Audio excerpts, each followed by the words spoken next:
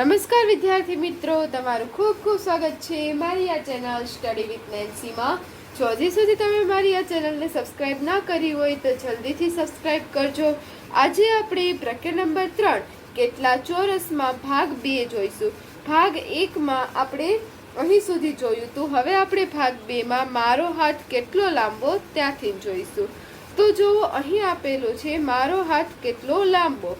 તમારી હથેળીને બાજુ પરના ચોરસ ખાના પર મૂકી આંકી લો કે આના પછીના પેજ ઉપર આપણને આવી રીતે ચોરસ ખાના આપેલા છે. એના ઉપર તમારે આવી રીતે હાથ રાખીને એમાં તમારા હાથની છાપ પાડવાની છે, તમારા હાથની આઉટલાઈન બનાવવાની છે, તમારા હાથની ડિઝાઇન તમારે એવી રીતે એમાં પાડી લેવાની છે. પછી તમે કેવી રીતે નક્કી કરશો કે કોની હથેળી મોટી છે, તમારી કે તમારા મિત્રની? તો તમે હાથેથી જે તમારો હાથ રાખીને જે અંકિત કરેલી હોય, આઉટલાઈન કરેલી હોય, તમારા મિત્રનો હાથ એની બહાર વહી જાય તો તેનો હાથ મોટો છે અને એની અંદર આવી જાય તો એ શું છે, તમારા કરતાં નાનો છે. તમારી હથેળીનું ક્ષેત્રફળ કેટલું છે કે તમારા હથેળીનું ક્ષેત્રફળ કેટલું છે, તમે જે આઉટલાઈન કરી ચોરસમાં એ કેટલા ચોરસ થાય છે, તમારે ચોરસ ગણી લેવાના. એટલે એ જેટલા ચોરસ થાય એટલા ચોરસ સેમી તમારે ક્યાં લખવાનું? આ ખાલી જગ્યામાં લખવાનું. તમારે ત્યાં આ જે ચોરસ છે અહીં તમારે આઉટલાઈન કરી લેવાની અને પછી તમારો હાથ રાખી અને પછી જેટલા ચોરસ એમાં આવેલા હોય એટલા ચોરસ આપણે અહીં લખવાના છે. અને એવી જ રીતે તમારા મિત્રની હથેળીમાં જેટલા ચોરસ થાય તે આપણે અહીં લખવાના છે. તો જુઓ, હવે આગળ જોઈએ. તો જુઓ, હવે આપેલું છે કે મારા પગની છાપ લાંબી છે પરંતુ મારા પગની છાપ પહોળી છે. તો કોના પગ મોટો? કે અહીંયા જો બે અલગ અલગ પગની છાપ આપેલી છે. આની પગની છાપ લાંબી છે જ્યારે આની પહોળી છે. તો કોના પગની છાપ મોટી છે, તમારા કે તમારા મિત્રની? તમારો અને તમારા મિત્રનો પગ હોય એમાંથી કોની છાપ મોટી થાય તમારે કહેવાનું. તમે આ કેવી રીતે નક્કી કરશો? ચર્ચા કરો. તો તમારે શું કરવાનું? ઉપર આપણે જેવી રીતે હાથનું કર્યું એવી જ રીતે હવે પગની જે છાપ છે એ પગની છાપને તમારે ચોરસ દ્વારા ગણી લેવાની છે અને વધારે ચોરસ થાય એની છાપ, એના પગની છાપ મોટી છે. હવે તમારા બંનેના પગની છાપનું ક્ષેત્રફળ સરખું છે તો આપણે કહેવાનું કે પગની છાપનું ક્ષેત્રફળ સરખું થાય કે કેવું થાય? અહીંયા કેવું થશે? બંનેનું સરખું જ થશે. અંદાજે કેવું થશે? સરખું થશે. હવે આગળ જોઈએ. તો હવે જુઓ, અહીં આપેલું છે કે મારી ચામડીમાં ઘણી જ ગળીઓ છે તેથી મારું ક્ષેત્રફળ વધારે છે. આ રીતે હવા મારા આખા શરીરને ઠંડુ રાખે છે. આ કોણ છે? ગેંડાનું બચ્ચું છે. એ શું કહે છે કે મારી જે ચામડી છે ઉપરની એ કેવી છે? ખૂબ જ મોટી છે, તેનું ક્ષેત્રફળ ખૂબ જ વધારે છે. એ કેવી છે? ગળીવાળી છે, એક ઉપર એક આવી જાય એવી એની ચામડી છે જેથી એનું ક્ષેત્રફળ ખૂબ વધારે થાય છે. હવે મારા પગની છાપનું ક્ષેત્રફળ કેટલું છે? હાથી કહે છે મારા પગની છાપનું ક્ષેત્રફળ કેટલું? હવે કીડી કહે છે કે મારા પગની છાપનું ક્ષેત્રફળ કેટલું? તો હવે જોવું આપેલું છે કે અનુમાન કરો કે કયા પ્રાણીના પગની છાપ ફૂટપ્રિન્ટનું ક્ષેત્રફળ અને તમારા પગની છાપનું ક્ષેત્રફળ સરખું હશે. ચર્ચા કરો કે કયા પ્રાણીની પગની છાપનું અને તમારા પગની છાપનું ક્ષેત્રફળ કેવું થાય? સરખું થાય. તમારે વિચારવાનું છે. અને અહીં કેટલાક પ્રાણીઓના પગની છાપના વાસ્તવિક એકચ્યુઅલ કદ દર્શાવ્યા છે. તેમના પગની છાપના ક્ષેત્રફળનું અનુમાન કરો કે અહીં જે બીજા પ્રાણીઓ છે એની પગની છાપના સાચુકલા વાસ્તવિક છે, હકીકતના છે, તે આપણને એની સાચી છાપ આપેલી છે તો આપણે એને કદ આપણે એનું શું કરવાનું છે? ક્ષેત્રફળનું અનુમાન કરવાનું છે. તો અહીંયા તમે જોશો આ છાપ છે તો આનું ક્ષેત્રફળ કેટલું થઈ શકે? આનું 1 થી 2 સેમી થઈ શકે, ચોરસ સેમી. તો એવી જ રીતે આ કેનું? મરઘીનું હતું. મરઘીનું કેટલું થાય? 1 થી 2 ચોરસ સેમી. અડધા થઈને 2 થઈ જાય એટલે 2 ચોરસ સેમી થાય.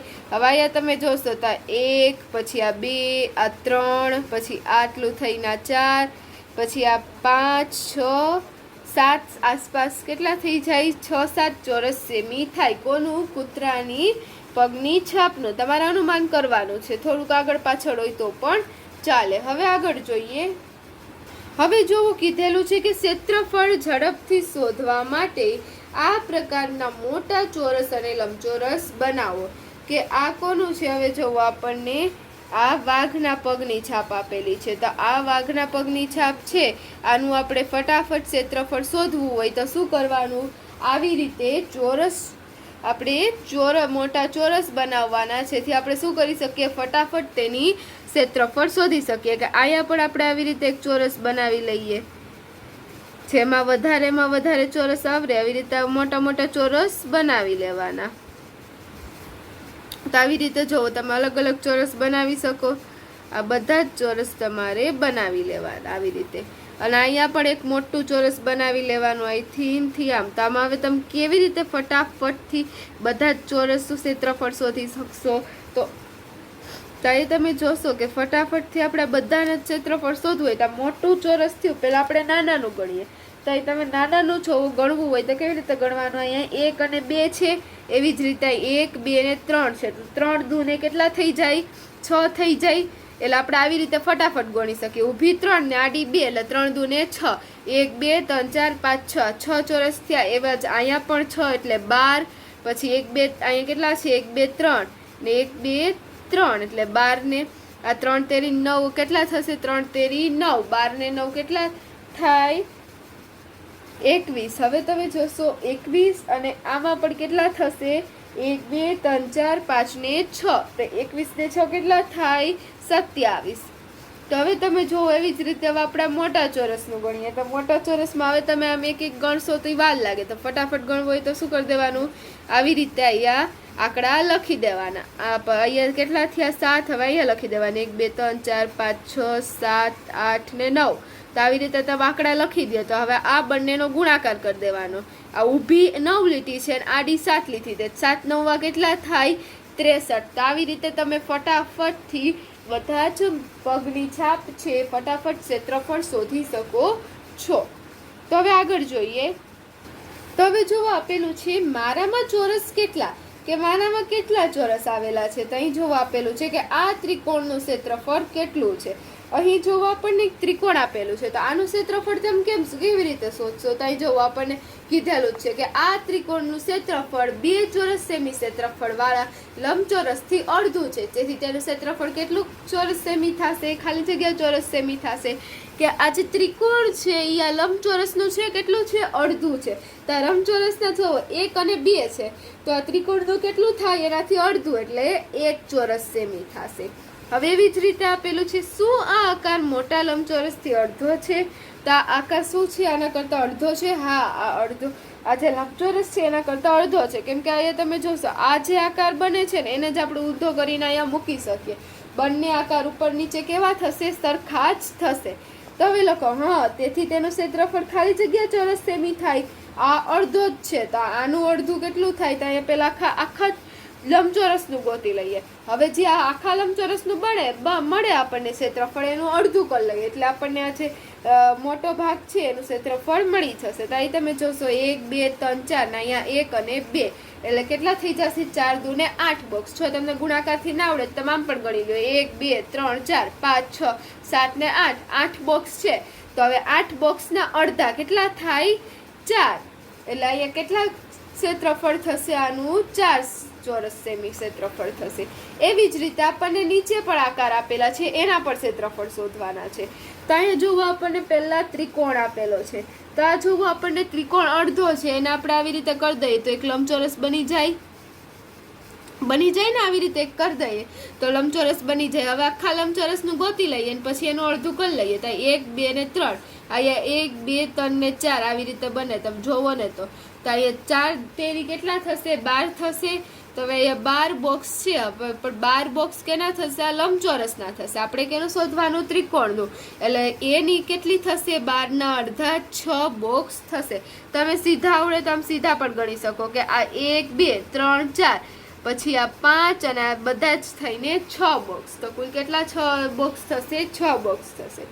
હવે બીજું બી આપેલું છે. તો બીમાં તમે જોશો કે લાઈનથી થોડુંક આપણને આ બાજુ આપેલું છે, પણ એને આપણે આમ બાંધીએ આ બાજુ થોડુંક, તો કેટલા થશે? અહીંયા 1 2 અને 3 ચોરસ થાય ને અહીંયા 1 2 3 થાય. 3 તેરીને 9. બી બરાબર કેટલા ચોરસ થશે? 9 ચોરસ સેમી થશે. હવે એવી જ રીતે સી આપેલું છે. તો સી નું આપણે માપ શોધવું હોય તો અહીંયા આ 1 અને 2 તો ખબર જ છે, સીધા દેખાય જ છે. હવે આ 1 અને 2 ચોરસ થયા. હવે આ જે ભાગ છે એને આપણે અહીંયા લઈ લઈએ તો આવી રીતે આખું બની જાય, આખું ચોરસ થઈ જાય. એવી જ રીતે આ ભાગને આપણે અહીંયા લઈ લઈએ તો આપણે આખું ચોરસ થઈ જાય. એટલે 1 2 3 ને 4 આ બંનેને અહીંયા લઈ લીધા. એટલે કુલ કેટલું થઈ ગયું? આ સી નું માપ 4 ચોરસ સેમી.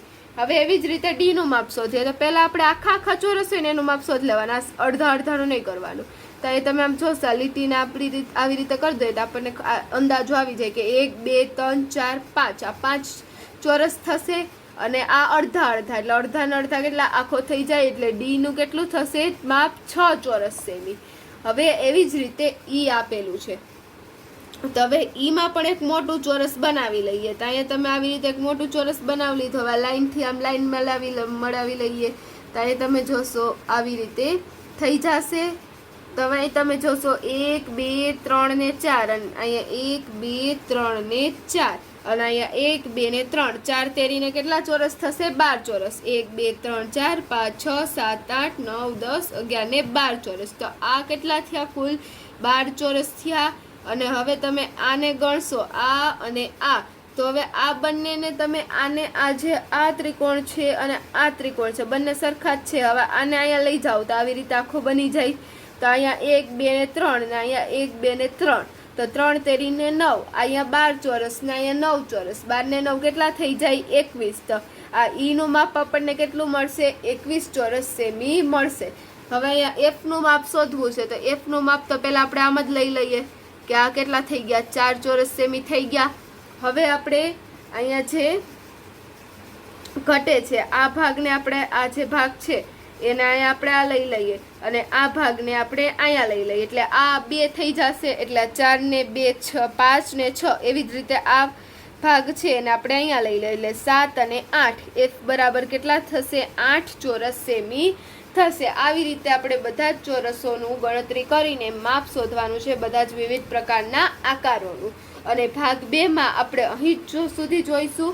આગળનો પાઠ આપણે ભાગ 3 માં જોઈશું. જો હજી સુધી તમે મારી આ ચેનલને સબસ્ક્રાઈબ ના કરી હોય તો જલ્દીથી સબસ્ક્રાઈબ કરજો જેથી તમને મારા બધા જ છે 5મા ધોરણના વિડીયો છે તે બધા જ વિડીયો મળી રહે. અને જો તમને વિડીયો પસંદ આવ્યો હોય તો તમારા ફ્રેન્ડ્સને પણ શેર કરજો, લાઈક કરજો, શેર કરજો અને સબસ્ક્રાઈબ કરજો. Thanks for watching.